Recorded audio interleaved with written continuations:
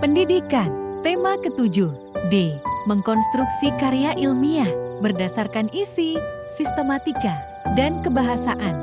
Kompetensi inti. Ketiga, memahami, menerapkan, menganalisis, dan mengevaluasi tentang pengetahuan faktual, konseptual, operasional dasar, dan metakognitif sesuai dengan bidang dan lingkup kajian. Bahasa Indonesia. Pada tingkat teknis, spesifik, detail, dan kompleks, berkenaan dengan ilmu pengetahuan, teknologi, seni, budaya, dan humaniora dalam konteks pengembangan potensi diri sebagai bagian dari keluarga, sekolah, dunia kerja, warga masyarakat nasional, regional, dan internasional. Ketiga, 1.3.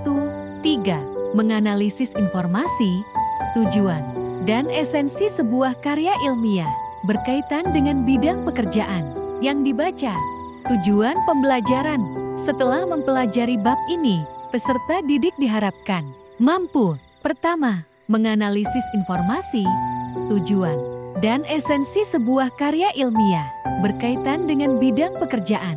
Kedua, merancang informasi, tujuan, dan esensi yang harus disajikan dalam karya ilmiah berkaitan dengan bidang pekerjaan.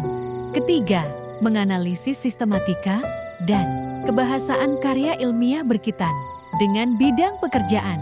Keempat, menginstruksi sebuah karya ilmiah berkaitan dengan bidang pekerjaan dengan memperhatikan isi, sistematika, dan kebahasaan.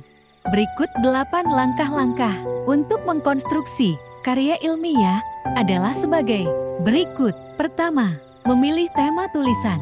Tema merupakan pokok pembahasan. Dalam artikel, pilihan kata yang mudah dikuasai. Contoh, pendidikan karakter di sekolah, penyalahgunaan narkoba di kalangan pelajar, pergaulan bebas di kalangan remaja. Kedua, menulis dengan kerangka. Kerangka tulisan harus dibuat terlebih dahulu sebelum menulis karya ilmiah. Contoh, tema tentang prestasi belajar siswa. Poin-poin kerangka karangan adalah sebagai berikut. A. Ada apa dengan prestasi belajar siswa? B. Mengapa prestasi belajar siswa menurun? C. Bagaimana cara mengatasinya? Ketiga, membuat paragraf pembuka dengan baik. Paragraf pembuka di bagian latar belakang karya ilmiah merupakan bagian yang terpenting. Fungsi paragraf pembuka adalah sebagai penjelas permasalahan yang dibahas dalam karya ilmiah. Jati penulis pembuka paragraf harus baik agar pembaca mudah memahami permasalahan. Keempat, menuliskan gagasan pokok secara gamblang. Gagasan pokok dalam karya ilmiah disesuaikan dengan permintaan panitia penulis karya ilmiah untuk kepentingan pengembangan ilmu pengetahuan disesuaikan dengan rancangan yang sudah dibuat. Kelima, memberikan ilustrasi yang wajar.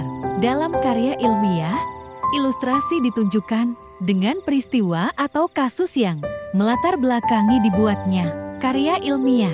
Keenam, menggunakan gaya penulisan. Gaya penulisan dalam karya ilmiah sangat diperlukan untuk menyampaikan informasi dengan tepat.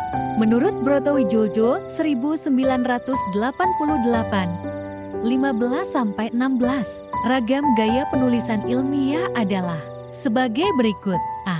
Karya ilmiah menyajikan fakta objektif secara sistematis. B. Karya ilmiah ditulis secara cermat, tepat, benar, jujur, dan tidak bersifat rekaan.